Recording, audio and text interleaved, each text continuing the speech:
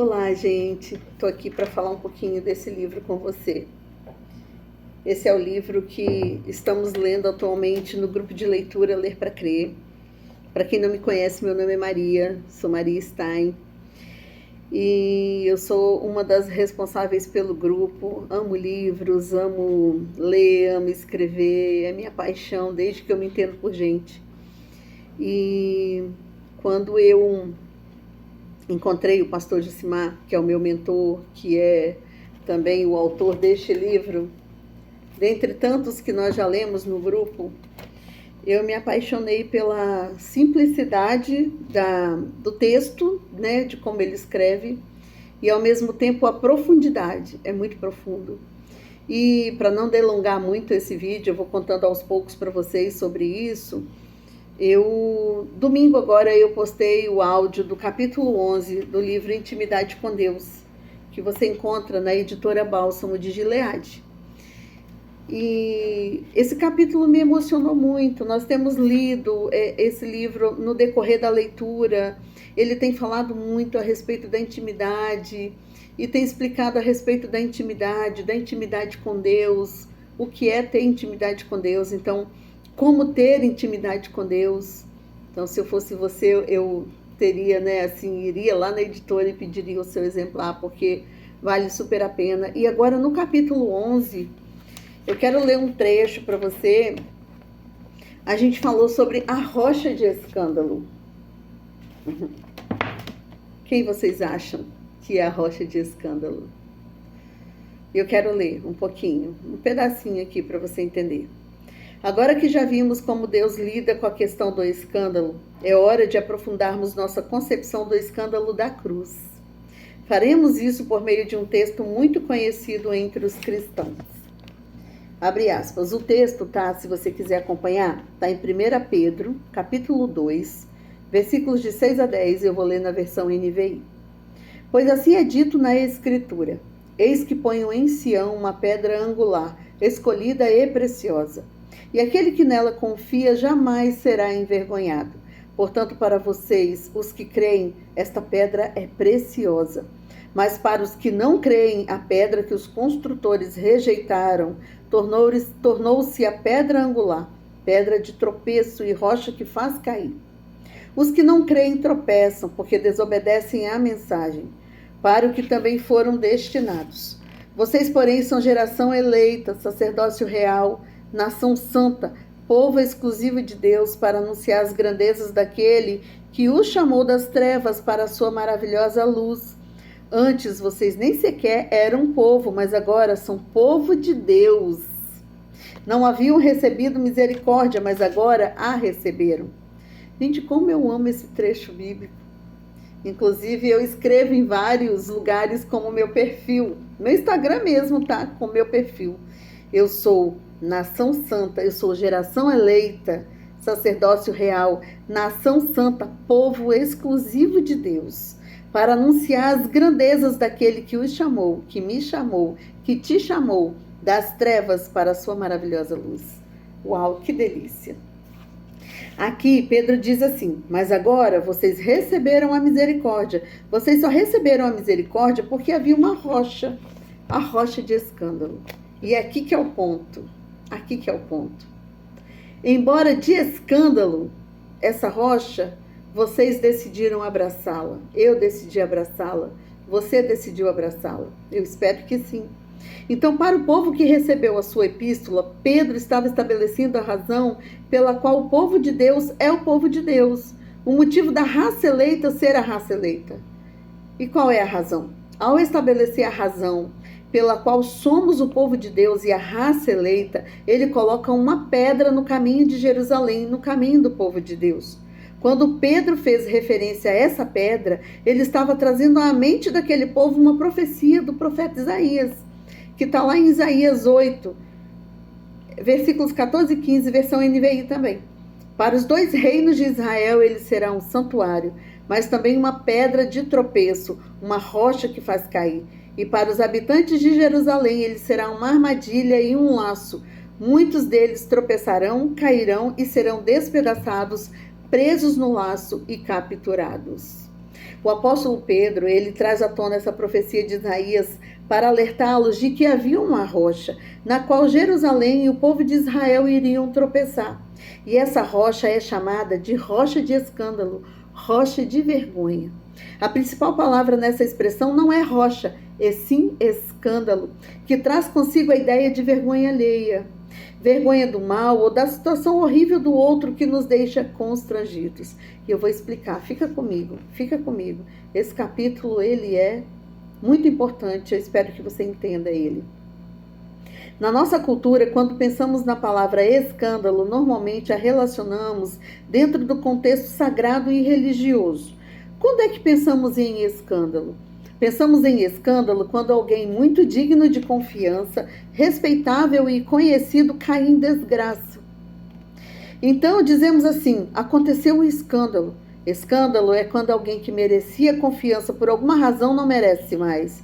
Escândalo é quando alguém muito rico, de repente, é pego na pobreza e na desgraça.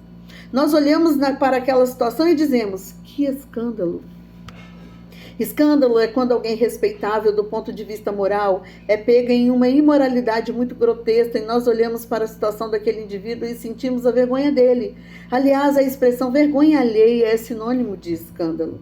Escândalo implica em sinto vergonha disso que eu estou vendo. Então Pedro está dizendo que tem um escândalo nas ruas de Jerusalém, uma coisa feia que causa vergonha no outro. Tanto ele quanto Isaías, o autor dessa profecia, estão dizendo que aquela pedra de escândalo, aquela coisa feia pelas ruas de Jerusalém, é uma armadilha. Por que uma armadilha? Porque aquele que crê no escândalo, aquele que diz, esse escândalo é meu e essa vergonha é minha, essa pessoa torna-se sacerdócio real, nação santa, povo exclusivo e geração eleita de Deus, para anunciar as grandezas daquele que o chamou das trevas para a sua maravilhosa luz. Mas quem olhar para a mesma coisa feia e disser, que nojo, que feio, que estranho, isso não está certo, tem alguma coisa errada aí. Não vai se tornar geração eleita. Por isso o profeta Isaías diz, eu coloquei uma armadilha na pedra. Dependendo de como você mexer com a pedra, ela salva ou acaba com a sua vida. Mas é a mesma pedra, pedra de escândalo. Queridos, eu vou adiantar aqui um pouquinho para vocês entenderem. Paulo diz em 1 Coríntios 1, versículos 22 e 23, eu vou parafrasear. Na verdade, eu estou lendo no livro e o pastor Josimar parafraseou. Os judeus vivem uma vida religiosa buscando sinais miraculosos e os gregos vivem uma vida religiosa buscando sabedoria. Nós, porém, pregamos a Cristo, mas ele está crucificado, o qual, de fato, é escândalo para os judeus e loucura para os gregos. Entenderam? Entenderam quem é a pedra de escândalo? Então, Paulo aqui tentava nos fazer entender como Jesus é visto na cultura religiosa do mundo. Ele estava dizendo que Jesus não cabia na religião dos judeus, porque os judeus queriam uma manifestação do poder divino. Jesus não cabe em uma manifestação do poder divino, porque ele, crucificado na cruz, é uma vergonha para o poder divino. Jesus também não cabe na religião grega, que se gaba de sua sabedoria. A religião grega, naquele momento da história, era apresentada através de uma mentalidade platônica, que entende sabedoria como algo que nos torna zen e nos faz desvendar os mistérios do universo. Segundo essa filosofia, vamos lidar com a matéria como se ela fosse nada, porque somos seres espirituais. Então, quando os gregos olham para Jesus crucificado naquela cruz e olham para ele, aquela cruz é feia e escandalosa. Estão entendendo? Paulo diz, nós pregamos Jesus, escândalo para os judeus. Os judeus ficam escandalizados quando veem a cena da cruz. Eles conheciam o Deus Todo-Poderoso que se manifestou a Abraão, Isaque, Jacó e que apareceu de forma muito poderosa no Sinai. Quando Deus visitou o povo de Israel no Sinai, aquela cadeia de montanhas enormes, poderosas, avermelhadas e firmes, ela tremeu inteira. Então a imagem de Deus que eles tinham era de um Deus magnífico, fogo consumidor e não um pobrezinho humilhado na cruz, em meio a bandidos da pior espécie. Então o povo de Israel viu aqueles montes pegando fogo, tremendo, e enquanto o Sinai tremia, no mesmo ritmo, seus joelhos tremiam, e batiam um no outro de pavor, porque Deus se manifestou sobre o Sinai, a glória dele se manifestou naquele lugar. O povo escutou a voz de um Deus poderoso, falando aos seus ouvidos físicos. A voz de Deus se fez entender audivelmente. Eu sou o Senhor teu Deus, não terás outros deuses diante de mim. Está em Êxodos 20. Então, queridos, de alguma forma, Paulo está dizendo aqui para nós que, de alguma forma, Deus está ali pregado na cruz, sujo de sangue, arrebentado, machucado e espancado. Bateram nele a noite toda, chutaram, cuspiram nele e humilharam. E sabe o que ele fez? Nada. Pessoas a favor e contra ele pararam embaixo da cruz, olharam para aquele Jesus pendurado e falaram assim: Ei, você não disse que tem poder para reconstruir o templo em 3 dias? Desce daí e acreditaremos em você. Sabe qual foi a resposta dele?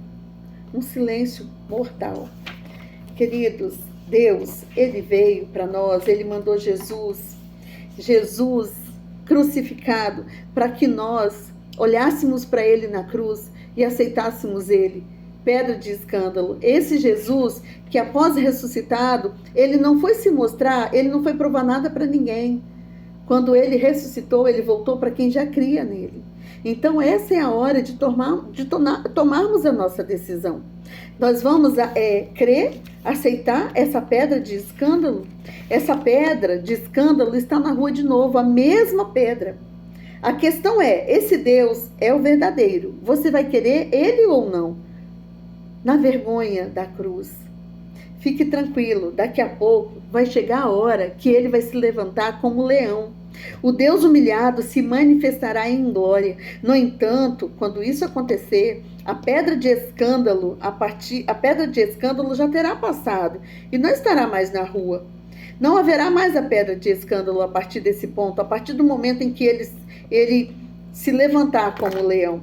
Então, a pedra de escândalo está na rua neste momento, e esse é o momento da nossa escolha. Você e eu estamos sendo convidados a ir ao pé daquela cruz, abraçar aquela vergonha, tornando-a como sua também, como minha também. Então, queridos, esse breve comentário, que já durou alguns minutos, é sobre essa importante questão, gente, precisamos acordar.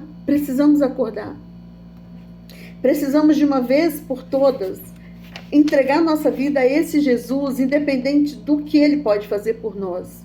Nós precisamos agora decidir que esse é o Deus que eu quero. A rocha de escândalo estava na rua, solta, feia, estranha, aparentemente mal feita, homem de dores, que sabe o que é padecer. Nenhuma beleza nós víamos nele para que o desejássemos. Mas eu estou aceitando agora, e se eu o aceitar agora, eu serei considerado parte da geração eleita, do sacerdócio real, da nação santa, do povo exclusivo de Deus, para anunciar as grandezas daquele que o chamou das trevas para a maravilhosa luz. Então vamos, meus irmãos, vamos agora dar uma resposta para o nosso Deus, porque todas as outras coisas ele resolve depois. Agora o importante é decidir, ele é o seu Deus ou ele não é o seu Deus? Ele é seu e você é dele, ou ele não é nada seu? Porque todas as outras coisas agora não importam. O nosso pecado, a nossa enfermidade, a opressão das trevas na nossa vida, nada disso agora importa. A única coisa que importa agora, neste momento, é você tomar a decisão. Ele é o seu Deus ou ele não é o seu Deus? Todo o resto perde a importância se ele for o seu Deus. Contudo, todo o resto também perde a importância se ele não for o seu Deus. Então, queria te chamar agora, dê a sua resposta para ele em sua oração. Ore assim, em nome de Jesus. Senhor, aceita a nossa entrega. Em nome de Jesus, eu decido abraçar a rocha de escândalo. Eu decido aceitar o Senhor como meu Deus, independente do que o Senhor fará por mim nessa terra, nessa dispensação. Porque eu sei, Pai, eu sei que eu aceitando o Senhor agora, correndo agora, eu tenho a oportunidade agora de correr para a tua cruz E é agora que eu quero correr e abraçar essa cruz e decidir: o Senhor é o meu Deus.